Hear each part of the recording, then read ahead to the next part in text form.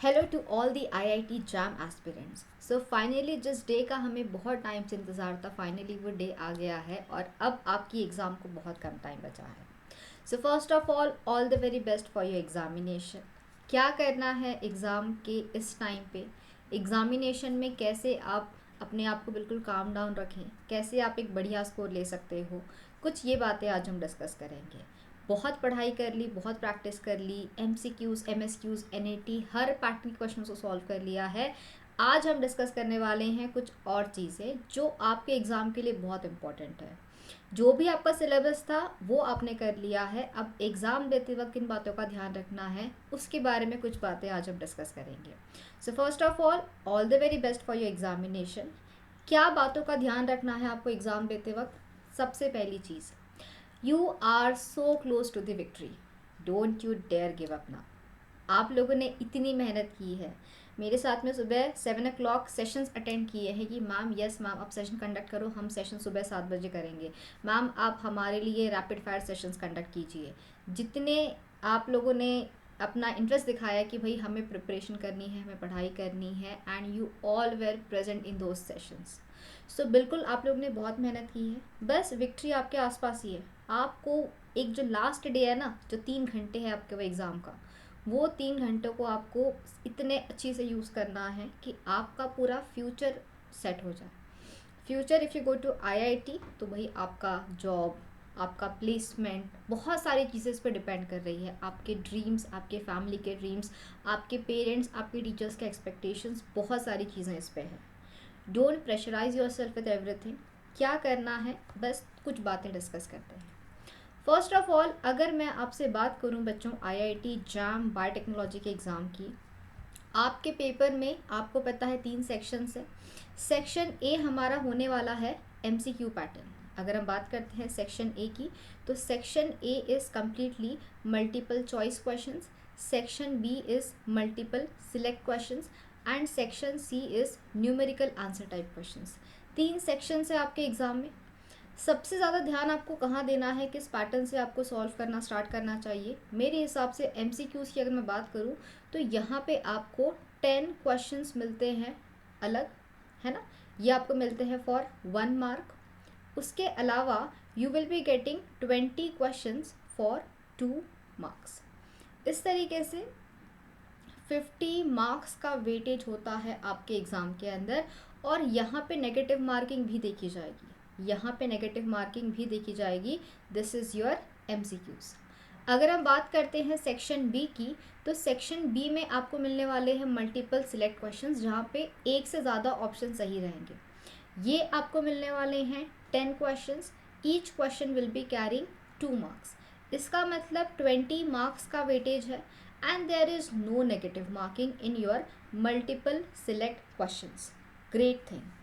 Section C की बात मैं करूँ तो यहाँ पे आपको मिलने वाले हैं 10 questions, you will be getting for 1 mark, plus 10 questions you will be getting for 2 marks.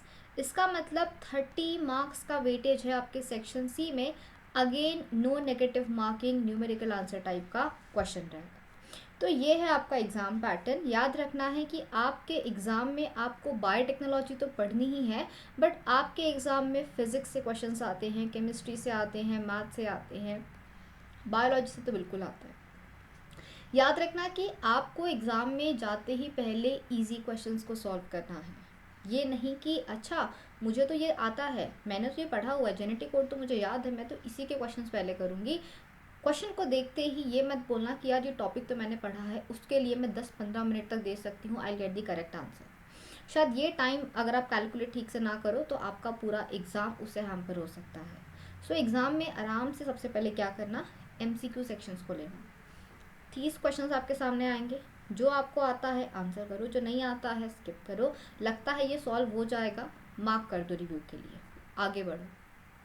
उसके बाद में क्या करोगे, तो NAT क्वेश्चंस को देखो एक बार।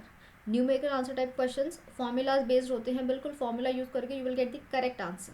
NAT सॉल्व कर लो। उसके बाद लास्ट में जाओ MSQ की तरफ, क्योंकि ये आपका काफ़ी टाइम कंज्यूमिंग हो सकता है। हर क्वेश्चन के चारों ऑप्शंस को रीड करना, सोचना, एनालाइज करना, ट्राई एलिमिनेशन। अगर आपको थोड़ा भी लगता है 10% भी कि यार ये सही हो सकता है, तो उसके बारे में सोचो, थोड़ा लॉजिक लगाओ, बाकी टॉपिक्स को रिलेट करो कि यार हमने ऐसा कुछ पढ़ा है क्या। ये आपकी बहुत हेल्प करेगा टू सॉल्व दी MSQs। उसके बाद में मुझे लगता है कि अपने पूरा पेपर एक बार देख लेना चाहिए, कम से कम 1 घंटे में आपका एक बार तो पूरा पेपर स्कैनिंग हो जाना चाहिए, 1 से 1.5 घंटे में। उसके बाद आपके पास जो टाइम बचेगा, दोबारा से फिर MCQ वाले सेक्शन में आना, जिसको आपने मार्क किया था ना, अब उनको टारगेट करना, उनको देखना। NET क्वेश्चंस को सबमिट करने के पहले पेपर हर क्वेश्चन का कैलकुलेशन चेक करना। बहुत बार हम इतने स्ट्रेस्ड आउट होते हैं, हम इतने नर्वस होते हैं, सिंपल मल्टीप्लिकेशन, सिंपल एडिशन हम गलत कर देते हैं। मेरे साथ बहुत बार होता है, आप लोग ने देखा कभी जब मैं पढ़ा रही हूँ, I will say the correct thing, I will say 6 3 are 12, but लिखते वक्त शायद मैं 8 लिख दूँ।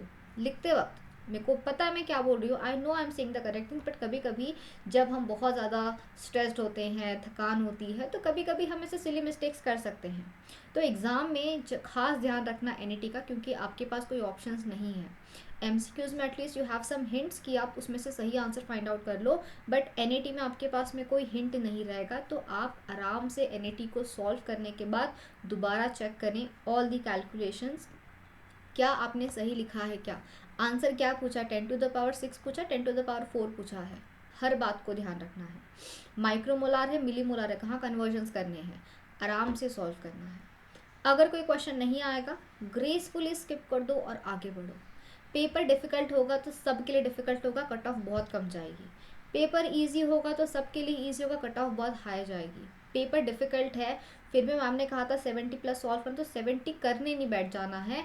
एग्ज़ाम का लेवल देख के ये आपको खुद ब खुद अंदाज़ा आ जाएगा। So don't stress over anything, okay. अब हमारे पास बिल्कुल टाइम नहीं है कि हम बुक्स खोल के नया टॉपिक देख के स्ट्रेस आउट करें, यार ये टॉपिक तो नहीं आता।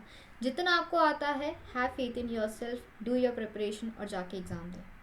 एग्ज़ाम हॉल के लिए कुछ इंपॉर्टेंट अपडेट्स जो आपके हॉल टिकट में दिया गया था, मुझे विश्वास है कि आप सबने इसको पढ़ा ज़रूर होगा, बट फिर भी क्योंकि मैंने आपको इतनी बार बताया है कि एग्ज़ाम में सॉल्व क्या क्या कैसे कैसे करना है, तो मैं चाहती हूँ कि मैं आपको ये चीज़ भी बता दूँ कि भाई क्या लेके जाना। इसमें से कोई चीज़ मिस हो जाएगी तो आप स्ट्रेस में आ जाओगे, तो इट्स बेटर कि आप अपने एडमिट कार्ड का एक प्रिंटेड कॉपी ले जाना। दे हैव आस्क्ड अगर प्रेफरेबल कलर प्रिंट हो सकता है तो ले जाओ, ब्लैक एंड वाइट भी चल जाएगा, कोई इशू नहीं है। मैं कमेंट करना कि मैम मैंने ब्लैक एंड वाइट निकाला, मैं क्या करूँ। Preferable they have set colour print, अगर आपने नहीं निकाला होगा तो कलर प्रिंट करवा लो, करवाया होगा तो अच्छी बात है। एडमिट कार्ड के एटलीस्ट 3 प्रिंट आउट्स निकाल लेना, एक प्रिंट आउट आपके घर पे रहेगी, एक आप लेके जाओगे, और एक अगर आपको कोई ड्रॉप करने आता है या कुछ, तो अपने उनके पास एक एक्स्ट्रा कॉपी रख देना। व्हाट इफ़ अगर कहीं गलती से कुछ मिसप्लेस हो जाए तो उसके लिए। सो एटलीस्ट 2 से 3 कॉपीज़ आपने रखना चाहिए। और एग्ज़ाम के बाद में हॉल टिकट वो नहीं ले लेते हैं, आपको वापस लेके आना होता है। बहुत बच्चे ना स्क्रिबल पैड के साथ उसी बॉक्स में डाल देते हैं, ये गड़बड़ नहीं करनी है कि स्क्रिबल उसमें डाल दिया, क्योंकि अगर आपका सिलेक्शन डेफिनेटली होने वाला है, व्हेन यू गेट सिलेक्टेड, जब आपको कॉल्स आने स्टार्ट हो जाएंगे, तो उस टाइम पे आपको ये हॉल टिकट लगेगा आगे। तो हॉल टिकट को संभाल के ले जाना, संभाल के वापस लेके आना। Then you will have to carry original ID proof. अब ये ओरिजिनल रखना है। एडमिट कार्ड आपका ब्लैक एंड वाइट प्रिंट हो सकता है, ID प्रूफ ज़ेरॉक्स मत लेके जाना। आप कुछ भी ले जा सकते हो, पैन कार्ड, पासपोर्ट, आधार कार्ड, वोटर ID, जो भी आपने फॉर्म भरते वक्त सबमिट किया होगा, प्रेफरेबली उसको लेके चले जाना। मुझे लगता है मैक्सिमम बच्चों ने आधार कार्ड तो रखा होगा, तो इसको आराम से इसका ओरिजिनल ID एक कैरी कर लेना। फ़ोन में भी होता है हमारे पास लॉकर्स के अंदर, वो नहीं चलेगा एग्ज़ाम हॉल के अंदर, आपको एक ID प्रूफ का जो हार्ड कॉपी होता है वो लेके जाना है। फिंगरप्रिंट लिया जाता है, ओके, स्कैन किया जाएगा कि आप वही इंसान हो या नहीं हो, आपके ID प्रूफ में होते हैं वो। तो प्लीज़ प्रेफरेबली कोई इंक, मेहंदी, टैटू ऐसा कुछ हाथ में मत लेके जाना, आराम से just like take your hands and आपको जो भी स्कैन करने बोलेंगे वो करना होगा। कैंडिडेट्स को बोला गया है कि आपको एटलीस्ट 1.5 घंटे पहले वेन्यू में पहुंच जाना है, तो आराम से जल्दी पहुंच जाओगे तो आप स्ट्रेस्ड भी नहीं रहोगे। अगर आप बहुत लेट पहुंचोगे तो आपको स्ट्रेस अलग रहेगा, पहुंचना है नहीं पहुंचना है क्या होगा। सो reach the venue at least 90 minutes before your examination. But हाँ, उन्होंने बोला है कि 90 मिनट्स आप जल्दी तो पहुंच जाओगे, बट आपको एग्ज़ाम शुरू करने नहीं दिया जाएगा। 30 मिनट्स पहले ही आप लॉग इन कर पाओगे। आपको ID, पासवर्ड, जो भी आपके हॉल टिकट में कुछ डिटेल्स है वो आपको उस सिस्टम में एंटर करना होगा, and then you will be allowed to start the examination. You will be permitted to occupy the seats 40 minutes before the scheduled exam. Okay, and candidate can log in and start the instruction 20 minutes before. तो 30 minute के बाद वो खुद ही आपको बोल देंगे कि आप लॉग इन कर लो, इंस्ट्रक्शंस पढ़ लो, करेक्ट का क्या है, सिम्बल्स होते हैं, कलर्स होते हैं, क्या क्या है, उसको आराम से रीड करना। जितना हो सकता है अपने माइंड को इस टाइम पे शांत रखना। Don't try to interact with many people, किसी से उलझ मत जाना, नहीं तो वहाँ पे जो भी ऑफिशियल्स रहेंगे लड़ाई नहीं करने बैठना किसी से, क्योंकि आप कुछ 2-3 शब्द अगर बोल दोगे तो उससे दोनों का मूड ख़राब हो सकता है। तो जस्ट ट्राई टू बी, कुछ भी हो बस एक स्माइल करके आराम से आगे आ जाना। Don't ever like stress out, fight out with anyone there. आप लोगों को एग्ज़ाम हॉल में एक वर्चुअल कैलकुलेटर दिया जाने वाला है स्क्रीन के ऊपर, तो आपको कोई भी calculator, log book, table, chart ऐसा कुछ भी कैरी करने की ज़रूरत नहीं है। स्क्रिबल पैड भी आपको वहीं मिलेगा, आपको पेन कैरी करना है। पेज, रफ पेज सारा प्रोवाइड किया जाएगा, कैलकुलेटर भी प्रोवाइड किया जाएगा। आपको सिर्फ अपना pen, pencil, water bottle carry कर सकते हो। फिजिकल कैलकुलेटर्स, वॉच, ऐसा मोबाइल फ़ोन, ये कुछ भी अलाउड नहीं है। I will tell you my one incident. मैं एक एग्ज़ाम देने गई थी एंड मुझे याद नहीं रहा, शायद मैंने पढ़ा नहीं था कि मैं अपनी वॉच पहन के गई थी। That was like a very costly watch. तो मुझे बोला गया कि आपको ये वॉच बाहर निकाल के रखनी है।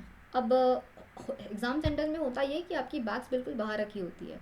So when I was giving the examination, मेरे माइंड में एक चीज़ चली थी, यार इतनी महंगी घड़ी है, बाहर रखी है, कुछ हो गया तो, कोई चोरी हो गया तो, कोई ले गया तो। मोबाइल फ़ोन्स, आप कुछ भी अगर चीज़ बाहर रखोगे तो आपके माइंड में इसकी वजह से डर बैठ सकता है और that can distract you from the examination. So don't do this thing कि आप कोई महंगी चीज़ लेके जा रहे हो एग्ज़ाम हॉल में। सिंपल जाएं, वॉच वगैरह कुछ भी पहन के मत जाओ, मोबाइल फ़ोन लेके जाने की ज़रूरत नहीं है। अगर आप अनलेस आपको कैब बुक करनी है या कुछ है तो then take it at your own risk, but you have to be mentally prepared कि एग्ज़ाम सेंटर में ये बात आपको अफेक्ट नहीं करेगी। स्ट्रिक्टली प्रोहिबिटेड है, आप इसको अंदर लेके भी नहीं जा सकते हो। कुछ एग्ज़ाम सेंटर्स में रूम्स होते हैं जहाँ पे लॉकर्स होते हैं, बैग रखा जाएगा। कुछ सेंटर्स में बैग आपको सीधा बाहर लाइक ओपन में रखना पड़ सकता है bag. So you have to be prepared for that कि सिंपल सी एक बैग कैरी कर लेना। कुछ इंपॉर्टेंट है तो ले जाइए, otherwise you can just keep it. Scribble pad आपको दिया जाएगा। स्क्रिबल पैड में आपको खुद का नाम लिखना है, रजिस्ट्रेशन लिखना है, उसके बाद में उसको यूज़ करना है। यूज़ करने के बाद डिपॉजिट करना है और फिर वापस आना है। आप उसको लेके नहीं आ सकते हो। Candidate should bring their own pen, pencil and transparent water bottle. जो स्टील की बॉटल्स आती है ना, उसको मत ले जाना, अलाउ नहीं किया जाता है। तो जो भी कलर्ड वाले आते हैं, जो प्रिंटेड आते हैं, don't carry that. Normal transparent bottle चलेगी। अगर नहीं है तो जाते वक्त एक 20 रुपये की बिस्लरी खरीद लेना, स्टिकर निकाल देना उसका, वो भी आप लेके जा सकते हो। या फिर घर पे कोई भी ट्रांसपेरेंट बॉटल्स होगी उसको ले जाना। डोंट कैरी अ स्टील और थर्मल बॉटल, ये अलाउड नहीं होती है। और एग्ज़ाम हॉल में पानी होना चाहिए आपके पास में। व्हाट इफ़ आपको एकदम से हिचिया स्टार्ट हो जाए या कुछ भी हो जाए, पानी सबके पास होना चाहिए। So please carry a water bottle that should be transparent. Pen, pencil आप खुद का कैरी कर सकते हो। कलर्स नहीं बोला गया तो ब्लैक या ब्लू कोई भी चल जाएगा। रेड मत कैरी करना, आपको साइन वगैरह करना पड़ेगा। Candidates will not be permitted to leave the hall. Exam अगर आपका हो जाता है 2-2.5 घंटे में तो भी आपको जाने नहीं मिलेगा। जब 3 घंटा हो जाएगा, सबका एग्ज़ाम हो जाएगा, उसके बाद ही आप एग्ज़ाम हॉल को छोड़ के बाहर जा सकते हो। If you violate any guideline तो फिर आपके खिलाफ एक्शन लिया जा सकता है। मुझे पूरा विश्वास है कि जितने भी हमारे स्टूडेंट्स हैं they will never do any such thing. Cheating वीटिंग तो क्या ही कर लोगे तुम लोग, है ना। इतने इनोसेंट से, इतने प्यारे से बच्चे हो तो तुम चीटिंग तो बिल्कुल नहीं करोगे। जस्ट ट्राई कि आप ऐसी कोई सिचुएशन में ना आओ और ऑनेस्टली जाके एग्ज़ाम अटेम्प्ट करके आना है। रिजल्ट आएगा, you will get the seat, you will have that pride in you कि भाई हमने ये चीज़ करके दिखाई है। तो ये कुछ इंस्ट्रक्शंस है। अपना जो भी आईडी कार्ड है ओरिजिनल लेके जाना है। एडमिट कार्ड का प्रिंट आउट ले जाओ, black and white, preferably colour बोला है, हो सकता है तो ले जाओ। पेन पेंसिल कैरी करो, वाटर बॉटल ट्रांसपेरेंट, इतना ही कैरी करना है। अब आपके हॉल टिकट में कहीं मेंशन नहीं है कि आपको कपड़े ऐसे पहनने हैं या फिर ज्वेलरी ऐसी पहननी है। मैं आपको बेसिक बता देती हूँ, अवॉइड करना ज्वेलरी अगर हो सकती है तो। अगर आपने कुछ नोज पिन वगैरह पहना तो चलो चल जाएगा, बट हो सके तो बड़े ईयरिंग्स वगैरह ऐसा कुछ कैरी मत करना। वेयर अ सिंपल ड्रेस, एक सिंपल सा ड्रेस कोई कैरी कर लेना। हैवी कुछ ज्वेलरी, दुपट्टा ऐसा कुछ नहीं। Normal you can tie your hairs. वो बाकी एग्ज़ाम्स में होता है नीट वगैरह में, जहाँ पे बहुत रिस्ट्रिक्शंस होते हैं कि कॉटन क्लॉथ या ये सारी चीज़ें, आपके लिए उतना स्ट्रिक्ट नहीं है। Just try to be very decent, कुछ ओवर चीज़ ना रहे। अब लास्ट मिनट टिप क्या है, तो बेटा एग्ज़ाम के एक रात पहले आराम से अच्छी से नींद लेना। मुझे लगता है 8 आवर्स की स्लीप तो आप लोगों ने लेनी चाहिए। मुझे पूरा भरोसा है कि ये जो रात होती है ना, आपकी नींद हर 2 घंटे में ऐसे आधे घंटे में खुलती है। अरे बज गए क्या 5, अरे 6 बज गए क्या, अरे उठना है, अरे एग्ज़ाम के लिए जाना है।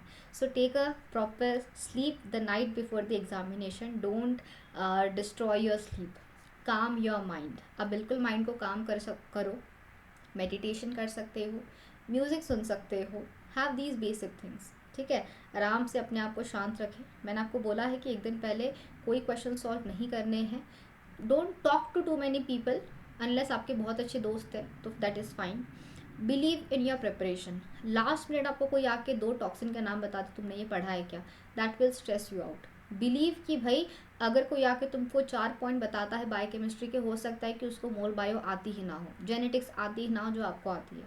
तो हर स्टूडेंट का स्ट्रेंथ वीकनेस अलग होता है। आपको अपनी प्रिपरेशन पे भरोसा रखना है कि हाँ भाई मैंने तो बहुत अच्छे से प्रिपरेशन की है। अटेम्प्ट दी ईजी क्वेश्चन फर्स्ट। एग्जाम में नहीं देखा जाएगा कि डिफ़िकल्ट क्वेश्चन है तो 4 नंबर, ईजी क्वेश्चन है तो हाफ मार्क, नहीं। क्वेश्चन 1 मार्क या 2 मार्क्स के ही है। जो आपको आता है अच्छी से उसको सॉल्व करें। किसी क्वेश्चन पे अगर आप स्टक हो जाते हो तो उस पर ज़्यादा देर तक स्टक मत रहो, please move ahead.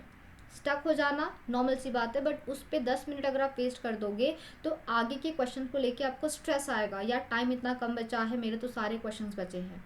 Don't stress your self out. तो अगर आपको नहीं आता है क्वेश्चन, उस टाइम पे स्किप करके आगे जाओ।